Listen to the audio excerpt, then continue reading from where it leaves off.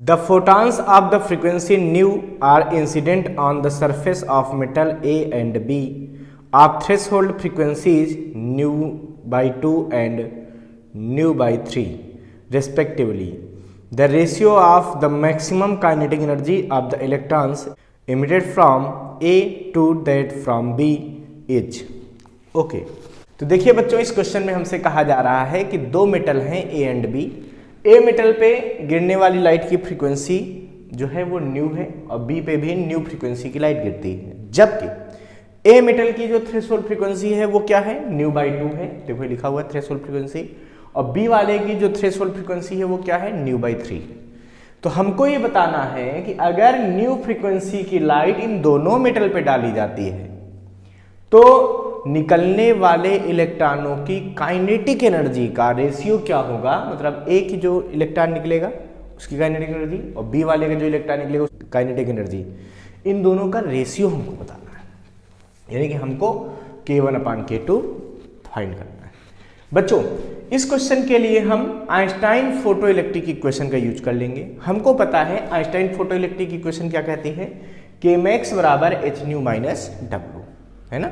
ये सब किसमें बात हो रही है बच्चों, फोटो इलेक्ट्रिक इफेक्ट में। फोटो इलेक्ट्रिक इफेक्ट जानते हो ना, कि जब किसी मेटल सरफेस पर थ्रेशोल्ड फ्रीक्वेंसी से ज़्यादा फ्रीक्वेंसी की लाइट गिरती है तो उस मेटल से इलेक्ट्रॉन निकलने लगते हैं और इलेक्ट्रॉनों का निकलना कहलाता है फोटो इलेक्ट्रिक इफेक्ट। तो यहाँ दोनों केस में देखिए थ्रेशोल्ड फ्रीक्वेंसी से थी न्यू बाई 2 और लाइट कितनी फ्रीक्वेंसी की रही, न्यू, मतलब उससे दोगुनी फ्रीक्वेंसी, तो बिल्कुल फोटो इलेक्ट्रिक इफेक्ट होगा। यहाँ बच्चों देखिए थ्रेशोल्ड फ्रीक्वेंसी कितनी है, न्यू बाई 3 और लाइट कितने की रही है, न्यू फ्रीक्वेंसी की, तो बिल्कुल फोटो इलेक्ट्रिक इफेक्ट होगा।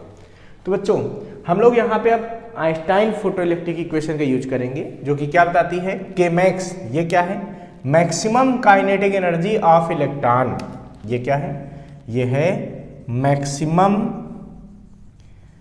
Kinetic energy of emitted electrons. तो बच्चों ऐसा है, अब हम पहले केस की बात करते हैं। काइनेटिक एनर्जी कितनी निकल रही पहले केस में, K1 फॉर मेटल ए, यहां पे लिख देंगे for metal A. Kinetic energy देखो K1 बराबर hν। hν क्या है भाई, hν है मतलब गिरने वाली लाइट की फ्रीक्वेंसी यहां पे यूज करते हैं ना, तो h इंटू न्यू, ठीक है बिल्कुल, माइनस h ν0। तो पहले केस का ν0 ये हो जाएगा, ठीक है, और दूसरे केस में ν0 ये होगा, ये B का होगा, ये A का होगा, ध्यान रखना।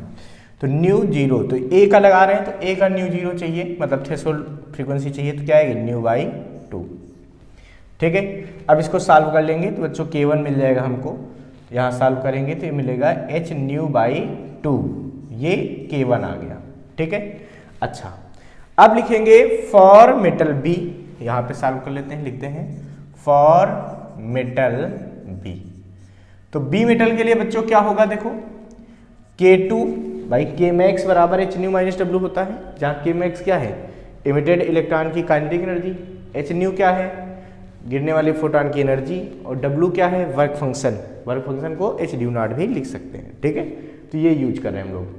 तो ये Kmax दूसरी केस में लगा रहे हैं ना, तो हमने क्या मान रखा है, K2 बराबर hν, तो आएगा h इंटू न्यू, न्यू है गिरने वाली लाइट की फ्रीक्वेंसी है तो न्यू है, ठीक है, माइनस hν0। तो सेकेंड केस में hν0 कितना है बच्चों, बी वाले में देखो ν/3। इसको सॉल्व कर लेंगे तो K2 की वैल्यू आ जाएगी यहां से बच्चों 2hν/3, कितनी आ जाएगी, 2hν/3, इक्वेशन नंबर 2, ठीक है। हमसे तो पूछा गया दोनों काइनेटिक एनर्जी का रेशियो बताइए, मतलब हमें क्या फाइंड करना है, K1/K2। तो यहाँ वैल्यू पुट कर देंगे, K1 की वैल्यू hν/2 अपान में K2, तो देखो अपान में वैल्यू आएगी तो क्या होगा, इसका रेसिप्रोकल हो जाएगा, यानी कि 2hν नीचे आएगा और 3 ऊपर चला जाएगा, hν से hν को काट दीजिए, तो K1/K2 हो जाएगा 3:4। So the ratio of kinetic energy of photoelectrons will be 3:4। इसको फटाफट नोट कर लीजिए बच्चों।